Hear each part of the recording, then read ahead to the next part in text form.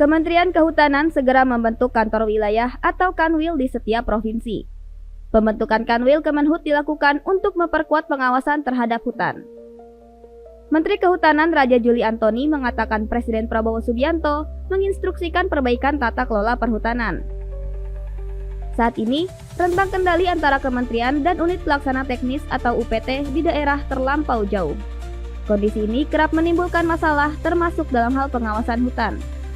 Menhut pun memastikan Presiden Prabowo telah menyetujui adanya kantor wilayah Kementerian Kehutanan agar tata kelola perhutanan dapat lebih baik. Pak Presiden langsung setuju, kami akan membuat Kakanwil Kehutanan di setiap provinsi. Dengan ada Kakanwil ini, kemudian nanti ada kabit-kabit yang kemudian merefleksikan tugas-tugas dirjen, yang kemudian nanti akan dieksekusi di UPT-UPT terkait di tempat masing-masing. Menhut Raja Juli menambahkan Presiden juga telah memerintahkan agar jumlah polisi kehutanan dilipat gandakan.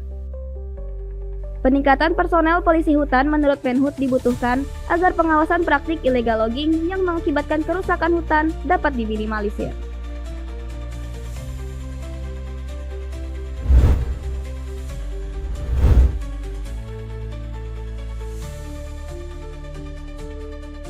Menteri Pemuda dan Olahraga Erick Thohir meminta seluruh atlet yang berlaga di SEA Games 2025 untuk tetap fokus hingga akhir kompetisi. Dalam jumpa pers di Bangkok, Thailand, Erick menegaskan seluruh cabang olahraga untuk tidak terpengaruh dan tetap fokus meski posisi Indonesia berada di peringkat kedua klasemen sementara perolehan medali. Menurut Erick, peluang Indonesia untuk menambah medali masih terbuka lebar karena masih terdapat sejumlah cabang olahraga yang belum menyelesaikan seluruh pertandingan. Apalagi dari cabur sendiri, kemarin hitungannya itu masih ada potensi 68.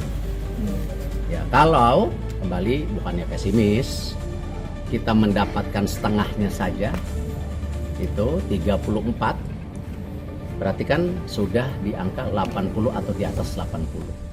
Lebih lanjut, Erick mengatakan bahwa hasil sementara perolehan medali harus dijadikan motivasi bagi para atlet yang masih berjuang untuk mempersembahkan yang terbaik bagi Indonesia.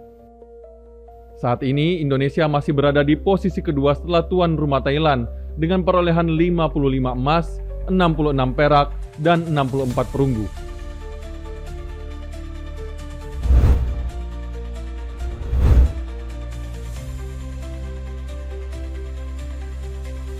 Bencana alam tanah longsor dan banjir bandang yang melanda Provinsi Sumatera Utara pada akhir November menyebabkan kerusakan berat di sejumlah kabupaten kota yang terdampak.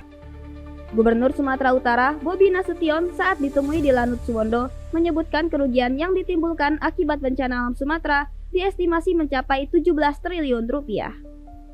Adapun infrastruktur yang terdampak yakni jembatan, jalan raya, rumah sakit, sekolah, rumah warga, hingga lahan pertanian seluas 43.000 hektar. Sejauh ini baik yang milik pemerintah ya, seperti infrastruktur, jembatan, dan juga yang milik masyarakat seperti lahan pertanian, kita hitung sudah lebih dari 17 triliun kerugiannya. Betul Pak ya? Ya. Sudah lebih dari 17 triliun, tapi dengan ini kan masih dilihat terus ya. Nah ini update kemarin minggu lalu 12 triliun ya, 12 triliun, sekarang sudah 17 triliun. Itu tadi ada sawah yang terdampak, ada yang sawah yang gagal panen, ada jembatan yang putus, sekolah, rumah sakit. Nah, rumah sakit bukan hanya bangunannya, alkesnya yang terendam segala macam. Bobi Nasution menambahkan Kementerian Keuangan telah mulai menyiapkan dana 60 triliun rupiah dari dana efisiensi untuk pemulihan di 3 provinsi yang terdampak bencana Sumatera. Untuk Sumatera Utara sendiri, perbaikan kerugian akan dikerjakan sesuai dengan kepemilikan aset bagi yang terdampak dengan fokus utama pada perbaikan infrastruktur fasilitas umum.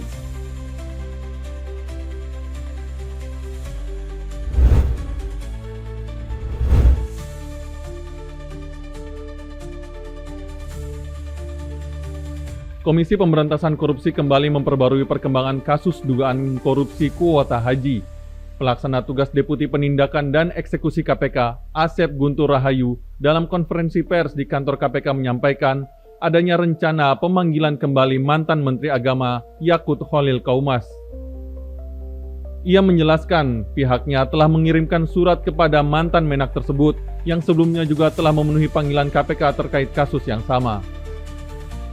KPK pun menurut Asep membuka potensi pemeriksaan kembali dilakukan pada pekan ini. Apakah dalam waktu dekat akan dipanggil mantan Menteri Agama? Ya, ditunggu saja. Kami waktu itu minggu lalu ya pengiriman suratnya. Kemungkinan di minggu ini, kalau tidak salah ya. Sebelumnya KPK telah memulai penyidikan atas dugaan kasus korupsi kuota haji pada Agustus lalu. KPK juga telah menerbitkan pencegahan berpergian ke luar negeri terhadap pihak-pihak terkait kasus ini, yaitu mantan Menteri Agama Yakut Khalil Qaumas serta mantan staf khususnya Isfah Abidal Aziz. Pemilik Biro Haji Maktur Fuad Hasan Masyhur menjadi orang ketiga yang juga turut dicekal oleh KPK dalam kasus ini.